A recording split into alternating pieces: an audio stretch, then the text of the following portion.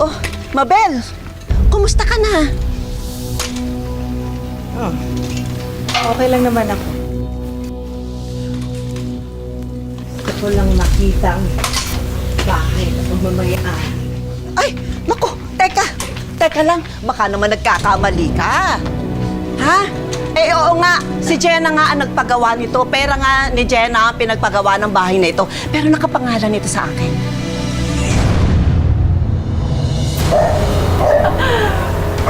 Ate Mabel, di ba pag galing sa nakaw ang isang bagay, ang daling malusaw? Gaya ng bahay na to.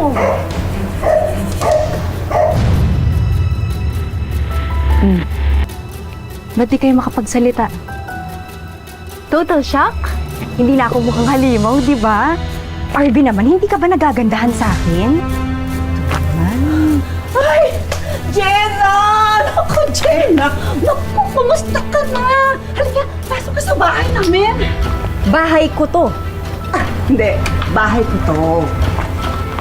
Ha? Bahay ko to. Ay, ang kulit pala nito eh. No. It's okay. I can do it. Pinagtagpag ka pa sa amin? Ano, tita? Masakit? Wala pa yan. Pauna pa lang yan. Tsaka, ito pala. Just in case you didn't know, alam kong sinanla nyo to at narimata tong bahay at lupa na kinatatayuan natin ngayon. So, please, read and understand carefully. I own this place. Jenna, Ano ka ba? don't touch Jenna. Ayun naman pala. May jowa ka ng foreigner, yumabang ka na. Hoy, Jenna, retokada ka. Oh, ano naman?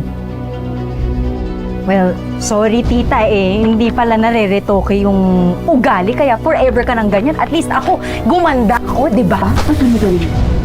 Ma, tama na! Pakang ko.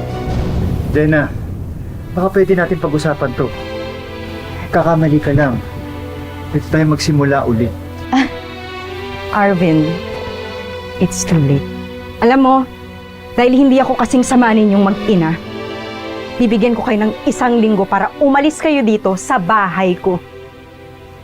Or else, magkakasubukan na lang po talaga tayo. Hoy, eto rin ang tandaan mo, ha? Huwag mong asahang aalis kami dito. Bahay ko to! Bahay ko to! At magkakamatayan tayo. Hindi mo makukuha sa akin to. It was nice to see you. Kuya, bye, tita. Ingat po kayo. Hiroshi, let's go.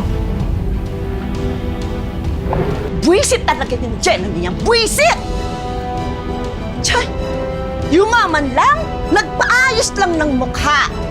Akala mo, Diyos, gumawa ka ng paraan. Gumawa ka ng paraan kahit ngayon lang. Di ako papayag na makuha nila tong bahay na to.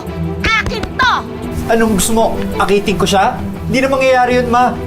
Kita mo naman, di ba? May asawa na siya.